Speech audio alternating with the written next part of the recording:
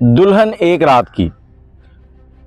मियाँ बीवी में झगड़ा हो गया और शौहर ने बीवी को गुस्से में तलाक दे दी। अब दोनों परेशान हैं, तो शौहर बीवी से कहता है हलाला कर लें, लेकिन मुझे परेशानी है कि अगर जिसने तुमसे शादी की उसने वापस ना किया तो फिर, क्योंकि उसने बहुत सी ऐसी बातें सुन रखी थी, कहानियाँ सुन रखी थी। तो वो एक प्लान बनाते हैं। अस्सलाम वालेकुम, कैसे हैं आप लोग? मैं हूं आपके साथ अदनान और आप देख रहे हैं हमारा YouTube channel story with Adnan. उसे फॉलो भी कर लें, लाइक भी करें और कमेंट भी ज़रूर किया करें। भोला एक गांव से शहर में गया। शहर में जाकर उसने एक बर्गर की दुकान लगा ली, अंडे वाला बर्गर, दूसरे बर्गर। वो बर्गर बड़े अच्छे बनाता था, काफ़ी तजुर्बा था उसका। अब वो शाम का टाइम है, दुकान बंद करने का टाइम हो रहा है और बर्गर की दुकान पर एक लड़की आती है। अकेली लड़की आके कहती है कि मुझे बर्गर दे दें। वो बर्गर देता है, साथ में पानी, कोल्ड ड्रिंक वगैरह देता है। जैसे ही लड़की बर्गर खाती है तो बर्गर खाते खाते वो एकदम से बेहोश हो जाती है, नीचे गिरती है।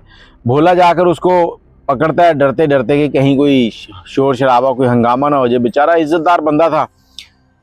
उसको कुर्सी पे बिठाता है, बिठाकर उसके आंखों पे पानी मारता है, चेहरे पे पानी मारता है। उसको होश आती है, तो होश आते ही कहती है मैं कौन हूँ, मैं कहाँ हूँ, तुम कौन हो? अब भोला परेशान है कि मेरे बर्गर में ऐसा क्या था जिससे ये बेहोश हो गई और इसकी याददाश्त चली गई। भोला बहुत परेशान होता है। अब भोला इसी परेशानी में दुकान बंद कर रहा होता है। दुकान बंद करने का टाइम है, गाहक भी नहीं है। तो सोचता है कि अगर इसको इधर ही छोड़ जाऊं तो खूबसूरत तो ये बला की है, कोई इसको ऐसे ही छेड़ेगा, इसके साथ ज्यादती करेगा, मैं भी उसमें हिस्सेदार हूँगा कि मैंने इसकी हेल्प नहीं की। अब सोचते सोचते उसके दिमाग में आता है कि इसको घर पे क्वार्टर पे ही ले जाता हूँ, मैं भी अकेले ही रहता हूँ, मैं बाहर सो जाऊँगा, इसको कमरे में सुला दूंगा, सुबह इसको भेज दूंगा इसके घर। अब घर ले जाता है, वहाँ जाकर भी वो अजीबो गरीब बातें करती है, बड़ी उलझी हुई, कभी इधर की कभी उधर की बोंगियाँ मारती है। भोला सुबह उठता है, उसकी तबीयत जो होती है ना लड़की की, वो ठीक नहीं हुई होती। भोला दुकान पर आ जाता है, उसे वहीं पे छोड़कर कमरे को बाहर से ताला लगा आता है। दुकान पर आने के बाद वो पहले हॉस्पिटल जाता है जो नज़दीक होता है, पूछता है कि यहाँ से कोई लड़की ऐसे बीमार हो, बाहर तो नहीं गई। 3-4 हॉस्पिटल से पूछने के बाद वो पुलिस स्टेशन चला जाता है। वहाँ पर जाकर पूछताछ करता है कि इस तरह से किसी लड़की के बारे में तो नहीं किसी ने बताया। अब सिर्फ पूछताछ कर रहा है, वहाँ पे FIR या कोई रिपोर्ट नहीं करवा रहा कि मेरे पास लड़की है, क्योंकि भोला डरता है। गाँव का रहने वाला बंदा था, कहता है यहीं पे कोई ऐसी नए बखेड़े खड़े हो जाएंगे तो मैं परेशान अपना कारोबार करूँगा या इन चीज़ों को देखूँगा। वापस चला जाता है। ऐसे करते करते 4-5 दिन चले जाते हैं। वो लड़की भोले के साथ बड़ी ना घुल मिल जाती है, बड़ी मानूसियत हो जाती है। भोले ने घर जाना तो उसने खाना बना के रखना।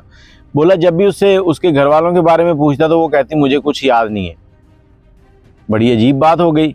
भोला ऐसे ही काम कर रहा तो एक दिन भोले के दिमाग में ख्याल आया कि अकेली लड़की है, घर में रखी हुई है, तो अगर किसी ने ऐसे ही कोई आके नया काम खड़ा कर दिया कि तुमने इसके साथ कुछ गलत कर रहे हो, तो मैं तो मर गया बेचारा।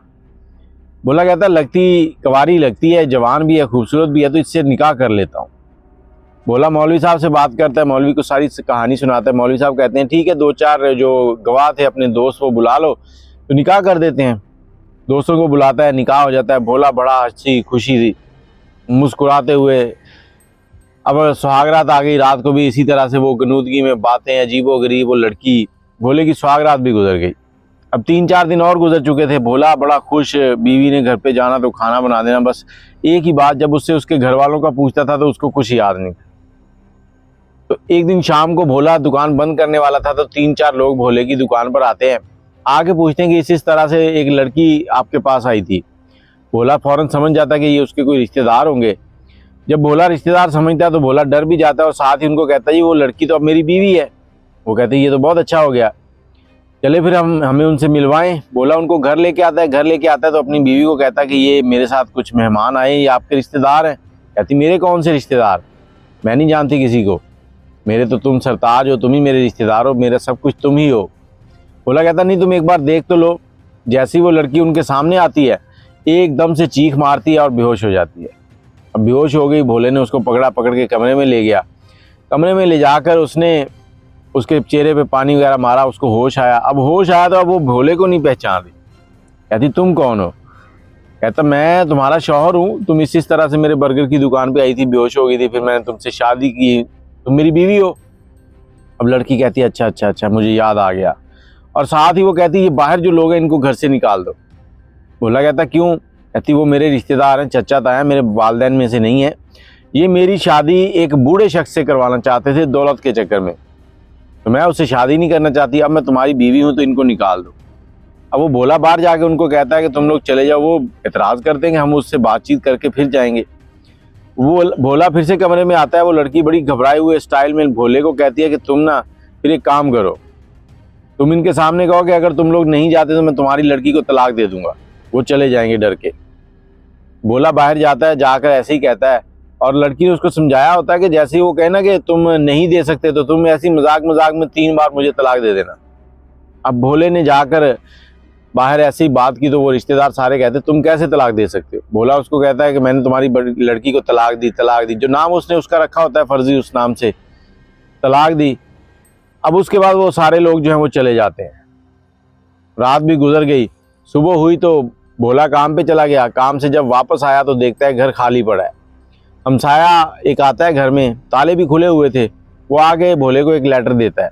उस लेटर में लिखा था कि मैं पहले से शादीशुदा थी, मेरे मियाँ के साथ बड़ी मोहब्बत थी और हम एक दिन लड़ रहे थे तो उसने मुझे तलाक दे दी थी।